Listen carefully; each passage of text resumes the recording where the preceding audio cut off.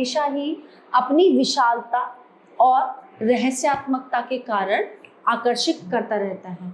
यह जानने योग्य है कि उसकी गहराइयों में क्या है, क्योंकि समुद्र का हमारे जो संपूर्ण जीवन है, हमारी जो लाइफ है, उससे बहुत गहरा संबंध है। तो आइए शुरू करते हैं। हमारे ग्रंथों के अनुसार देवताओं और राक्षसों के युद्ध के दौरान सागर मंथन किया गया था। इस युद्ध में जब देवता राक्षसों द्वारा अधिक संख्या में मारे जाने लगे तो गुरु बृहस्पति ने अपने पुत्र कंच को गुरु शुक्राचार्य के पास संजीवनी विद्या सीखने के लिए भेजा।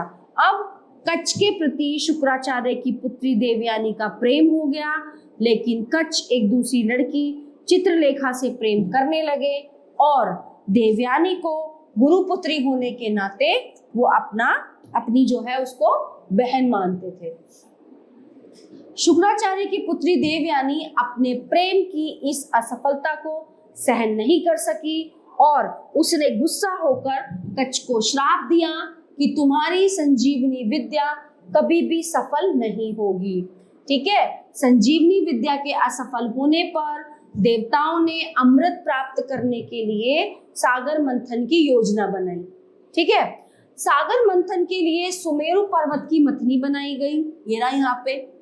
ओके, और शेषनाग को मथनी घुमाने के लिए रस्सी के रूप में प्रयोग किया गया। अब सागर का मंथन किया गया और इस मंथन के फलस्वरूप 14 रत्न प्राप्त हुए। इन रत्नों में कामधेनु गाय, ऐरावत हाथी, उच्चेश्रवा घोड़ा, लक्ष्मी, कल्पवृक्ष, कुबेर, कालकूट विष, चंद्रमा और अमृत आदि चीजें थी। अब सागर मंथन की इस कहानी में कितनी सच्चाई है उसके विषय में तो कुछ नहीं कहा जा सकता, लेकिन आज के वैज्ञानिक अन्वेषणों के आधार पर ये कहा जा सकता है कि धरती के महासागर विभिन्न संपदाओं के अपार स्रोत हैं। वास्तव में जीवन की उत्पत्ति भी सागर से ही हुई। प्राचीन काल से ही मानव सागरों और उनसे प्राप्त उत्पादों को विविध रूपों में प्रयोग करता आ रहा है। सागर से हमें मछलियों के रूप में भोजन मिलता है।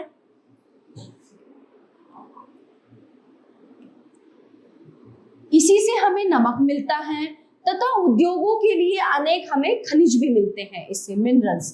सागर को मानव यातायात और संचार के लिए भी सदियों से प्रयोग करता आ रहा है।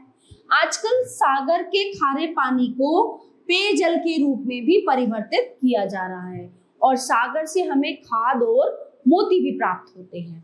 ठीक है, अब सागर से हर साल करोड़ों टन साधारण मछली, शैल मछली और व्हेल मछली पकड़ी जाती हैं। वास्तव में नमक की 10% प्रोटीन की आवश्यकताएं सागर से ही पूरी होती है।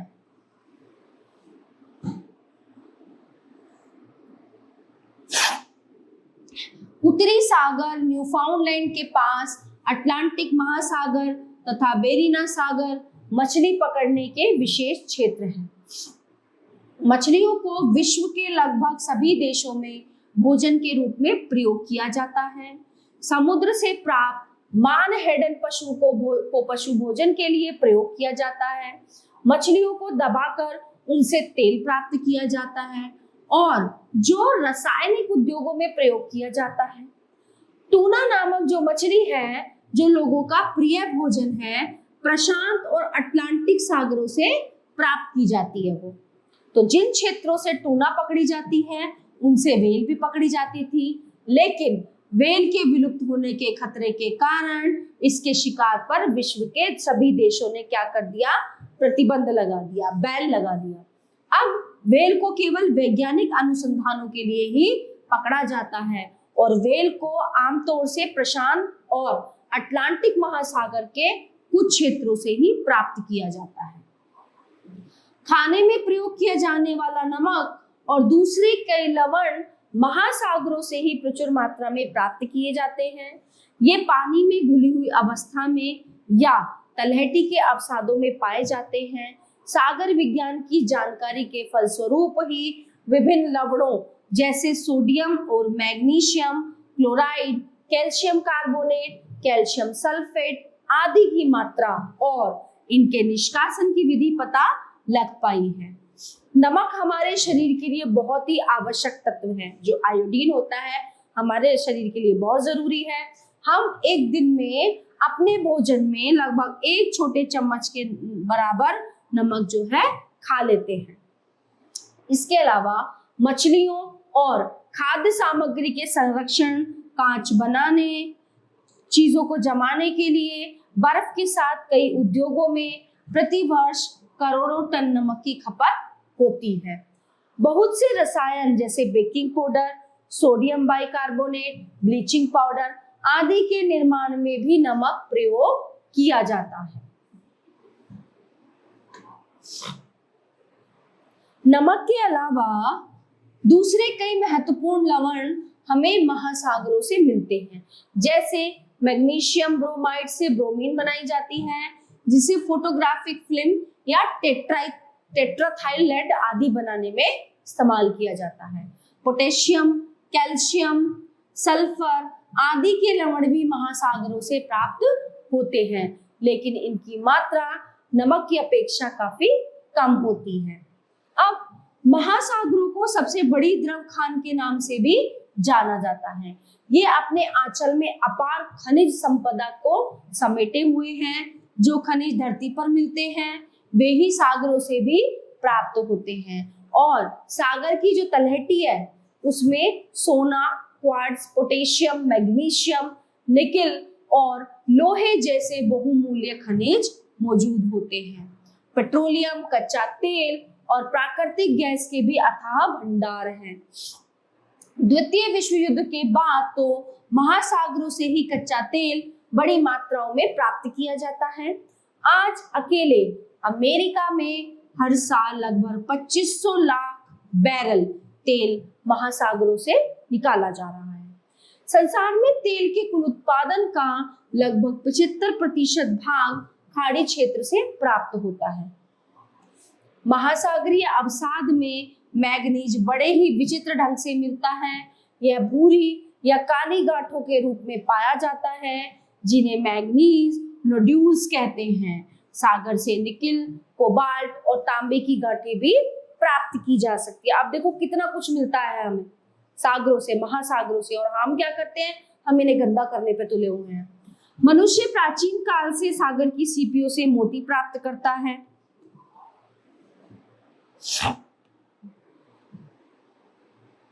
यद्यपि आज की विकसित दुनिया में कल्चर मोती भी ओएस्टर से प्राप्त होने लगे हैं, लेकिन सच्चे और जो मूल्यवान मोती है आज भी सागरों से ही प्राप्त होते हैं।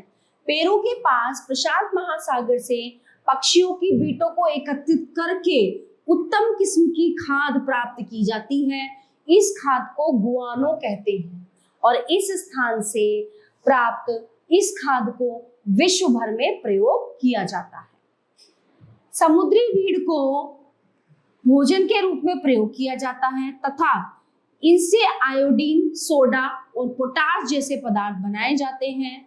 समुद्री वीड को औषधि निर्माण में, आइसक्रीम बनाने, कैंडी, जेली, सलाद, श्रृंगार सामग्री आदि के निर्माण कार्य में भी प्रयोग किया जाता है। समुद्रों की तलहटी से आज का मानव स्पंज एकत्रित करने में सक्षम है और जल की बढ़ती हुई आवश्यकताओं की पूर्ति के लिए कई देशों से समुद्र के पानी को पीने के योग्य बनाकर प्रयोग किया जा रहा है। नाभिकीय रिएक्टरों के लिए गुरु जल या भारी पानी भी हमें समुद्रों से ही प्राप्त होता है।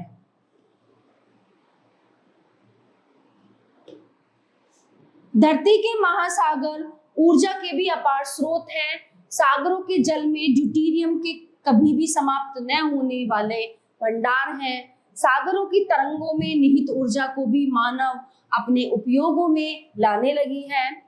विश्व का प्रथम पावर प्लांट यानी कि विश्व का पहला जो पावर प्लांट है ज्वारीय ऊर्जा से चलता है। सन 1986 में फ्रांस में स्थापित किया गया। इससे 544 मेगा किलोवाट और ऊर्जा प्रतिवर्ष पैदा की जाती है। दूसरे कई देशों में भी ऐसे प्लांट लगाने की योजना बना रहे हैं, यानी कि बना रहे हैं दूसरे देश भी। सागर को मानव नाभिकीय अपशिष्ट पदार्थों को दफनाने के लिए भी पिछले 40 वर्षों से प्रयोग करा रहा है। सागर में उद्योगों के अपशिष्ट पदार्थ भी फेंक दिए जाते हैं। सागर का यातायात के लिए तो न जाने कब से प्रयोग होता आया है। आज के मानव को सागर के महत्व का पूर्ण ज्ञान हो गया है, इसलिए आज वह सागर के शांतिमय उपयोगों के लिए अनेक योजनाएं बना रहा है। सन 1969 में संयुक्त राष्ट्र संघ की अध्यक्षता में अमेरिका, रूस, ब्रिटेन तथा कई अन्य देशों ने एक संधि पर हस्ताक्षर किए, जिसके अनुसार सागरीय किनारे से 12 नॉटिकल मील तक कोई भी देश सागर का नाभिकीय अस्त्र शस्त्रों के लिए प्रयोग नहीं करेगा। ये संधि सन 1972 से लागू हो गई है, ठीक है, लेकिन अभी तक विश्व के राष्ट्र ये फैसला नहीं कर पाए हैं कि समुद्र की तलहटी में छिपी संपदा का स्वामी कौन है। ठीक है, हम जानते हैं कि पृथ्वी की सतह के विशाल जलमग्न क्षेत्रों को महासागर कहा जाता है। वास्तव में पृथ्वी एक विशाल महासागर है, जिस पर यहाँ वहाँ महाद्वीप और टापू हैं। महासागर इतने बड़े हैं कि भूमि के बिना दर्शन किए इन्हें पार करने में कई दिन का समय लगता है। कुछ क्षेत्रों में महासागरों की गहराई 10 किलोमीटर से भी ज्यादा है। उड़ते हुए वायुयान या हेलीकॉप्टर देखने में सागर शांत दिखाई देते हैं, लेकिन वास्तव में जल के ये विशाल क्षेत्र शांत नहीं है। इन पर विशाल तरंगें उठती और गिरती रहती हैं। महासागरों में असंख्य जीव और पौधे हैं। इनमें से कुछ अत्यंत सूक्ष्म तो दूसरे कुछ अत्यंत बड़े हैं, यानी कुछ छोटे और कुछ विशाल यानी बड़े हैं। धरती पर महासागर रहस्य के महान पिटारे हैं। इनके रहस्यों को समझने का वैज्ञानिक हर संभव प्रयास कर रहे हैं। वैज्ञानिक आंकड़ों के अनुसार पृथ्वी की सतह का लगभग 71% 71% भाग समुद्रों से ढका हुआ है और शेष 29% यानी कि 29% भाग पृथ्वी है, भूमि है। पृथ्वी पर जितना पानी है उसका लगभग 97% भाग सागरों में है और पानी का विवरण उत्तरी गोलार्ध और दक्षिणी गोलार्ध में एक जैसा नहीं है। उत्तरी गोलार्ध का 61% यानी कि 61% और दक्षिणी गोलार्ध का 81% यानी कि 81% भाग जलमग्न है। प्रचलित विचारधारा के अनुसार भूमंडल पर 5 सागर हैं। कौन कौन से? प्रशांत या पैसिफिक महासागर, अंध या अटलांटिक महासागर, हिंद या इंडियन महासागर, आर्कटिक महासागर और अंटार्कटिक महासागर। कुछ सागर विशेषज्ञ आर्कटिक महासागर को अटलांटिक महासागर का जो है भाग बोलते हैं या मानते हैं, तथा अंटार्कटिक महासागर की प्राकृतिक सीमाएं न होने के कारण इसे अलग से महासागर नहीं मानते। सभी महानगरों का समस्त क्षेत्र पर लगभग 3,620 लाख वर्ग किलोमीटर है तथा भूमि का समस्त क्षेत्रफल 1480 लाख वर्ग किलोमीटर है। महासागरों की औसत गहराई 3800 मीटर है, जबकि जमीन की औसत ऊंचाई 840 मीटर है।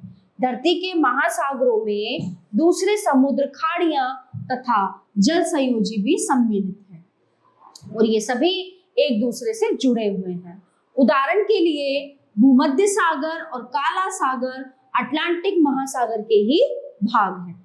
महासागरों में धरती की तुलना में रहने योग्य स्थान 300 गुना अधिक हैं और सागरों में जल की ऊपरी सतह से लेकर विशाल गहराइयों तक जीवन का अस्तित्व है। समुद्रों की सतह का तापमान 2 डिग्री सेल्सियस से 30 डिग्री सेल्सियस तक रहता है। सागर की गहराई के साथ साथ तापमान कम होता जाता है। सागर की सतह को गर्म और ठंडा होने से धरती की सतह की तुलना में अधिक समय लगता है। इसलिए कभी हमारे सागर से जमीन की ओर तो कभी जमीन से सागर की ओर बहती रहती है। इससे हमारी जलवायु पर प्रभाव पड़ता है।